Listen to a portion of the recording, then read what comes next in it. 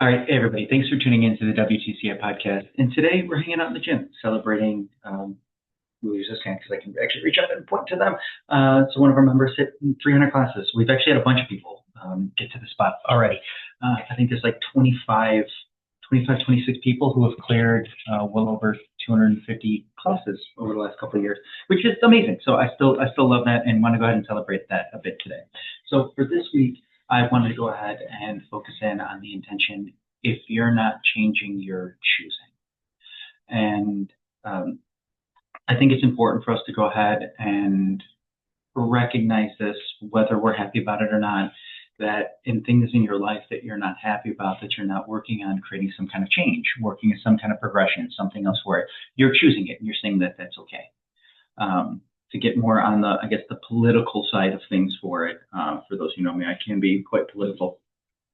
But we can either do something like this. If the allegations against the president are true and he's done these horrendous things with a friend of his, he's got to go, period. If these things are true, and more it looks like it could be. So I'm just going to leave it at that. So we're going to say alleged. And if those things are true, we need to change. But what we've seen a lot from the far right MAGA side is that it doesn't matter. They're always going to just side with it. So they're going to choose to accept this. They become the party of law and order, and they are still for a felon, 34-time convicted felon, or a civilly liable word that is usually watched out for on all these other platforms. So so if you're not changing, you're choosing these things. So if you're going through your day and you're like, man, I'm upset because I'm putting on weight and I don't feel good. Cool. What are you starting to kind of move you in the right direction? Nothing. Cool. Then you chose this. And that's okay. If you chose that part of your life and that's what that wants to be, you have the full capabilities of making that choice and doing that thing the way you see fit.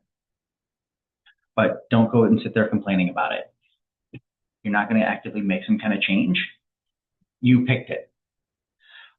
So what I kind of look for in myself is things that maybe I'm not the biggest fan of, or things I can recognize I can be better with, right? Coming from things of like Stoic principles, things around like courage. I can always have more courage. I think there's plenty of times in my day-to-day life where I just feel scared. And those are sometimes normal. But if I'm not going to actively engage in those things and hopefully work on my fears, I'm not going to get better. Same can be said with patience, moderation, wisdom, all these other facets that come along with it, that if I'm not actively working on those things. So I can't go ahead and say, well, I'm educated and I try to get smarter all the time, and then I do not take on any new ideas in any way, shape, or form, as science would go ahead and update and make changes. So completely inappropriate. But hey, 'tis life sometimes. Doesn't always mean it has to be fair. On the other side of things, I found a bunch of questions on electrolytes. I think I covered some of this last time, but I wanted to take a little bit more time to just dive through some questions really quick and just approach them directly. So one of them was, what are electrolytes and what are their importance for working out? Essentially, electrolytes are salt. So when you go ahead and you drink water, that water goes through osmosis. Everything wants to have osmosis. I want to make sure I'm using the right words. It'll go through an equilibrium process. So stuff within the water will enter into your body, while stuff in your body will enter into the water until they're about even. That's how a lot of things like distribute within our system. So if we are drinking tons and tons of like distilled water, like no minerals in it, eventually some of the water will leach the materials, the minerals out of our body into the water to create a balance, an equilibrium.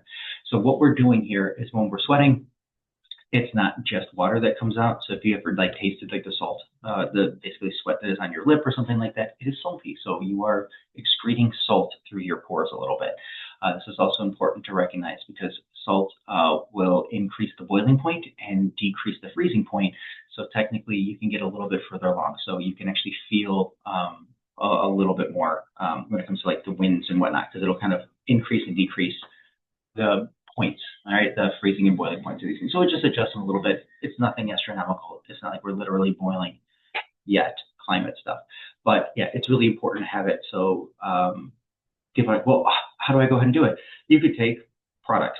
So all over the internet, I'm surprised that I've had a podcast for so long, just in general, and not had Element come forward and ask to go ahead and do it. Again, not super popular. But Element, stuff like that is fine. Gatorade's fine. Powerade's fine. So the idea is you're going to have basically your salts, your basically some potassium, some magnesium, and it's going to be mixed into your water. You can get away with just drinking regular water, but it is advised to go ahead and put a little bit, especially if you're sweating profusely. So some people who do who sweat a whole lot really would benefit more. And if you don't sweat a ton, you probably don't need as much, but you probably still need a little bit. Honestly, just put salt in your water. Pink Himalayan salt is fine. Apologize for the phone ringing. That is just something else at work. I'm just trying to do this in the first 5 minutes of the day. Beyond just water, when should someone consider an electrolyte drink during or after exercise? Is plain water just not enough? Most of the time, plain water is fine, just to keep you hydrated. But during exercise, again, if you're sweating a whole bunch, that's how I look at it. If you're sweating a fair amount, definitely salt. Are all electrolytes created equal? Are there any ones that I should avoid? And which label should I choose? Honestly, you don't have to spend your money on the fancy stuff, the pre-packaged, all that. Honestly, a good sprinkle of salt into your water, like Himalayan salt, is fine. Table salt, even to some degree, is fine. Again, we're trying to create that environment where we can balance out the water in our system to the salts and make sure that we absorb it properly. Can I get enough electrolytes from food alone, or is it necessary for active individuals? If you have a very high sodium diet, you probably don't need as much because you'll have salt in your diet. There's an easy one. So if you're consuming a lot of salt and other stuff, you don't need to add it in. That's why it's only important, like, if you're really not putting a lot of salt into your diet, and it's not to go ahead and say, like, well, I eat a pound of salt with my lunch today, so I should be covered. You shouldn't eat a pound of salt. Like, that doesn't sound right. So yeah, you could technically get enough salt in your food, but if you are sweating profusely, you might need a little bit more. Are there downsides or risks of consuming too many electrolytes? Do you really need them? Actually, I'm not as versed in that one. I don't think at what point there's like a bad spot of having too much water. I understand that there could be spots where our body absorbs too much water. It's kind of difficult to get to that spot. So unless you're drinking multiple gallons of water a day, I don't think it's really feasible to go ahead and get there. Even if you're drinking a gallon of water a day, unless some very special circumstances, like giving a gallon of water to a baby, it's probably too much water. But for an average adult, half a gallon to a gallon of water a day, is 100% fine. Good heavy pinch of salt in there will start to kind of regulate stuff out. And if you're still finding yourself thirsty, there is this weird thing that is called thirst. So you'll actually recognize it. Your body will start to say, hey, I'm thirsty. And it'll go, oh, go have some water. And usually at that point, it's just a touch late. So you want to get to a spot where you're not really craving water. But if it comes up, it just says, hey, I'm dehydrated. Drink a bit of water.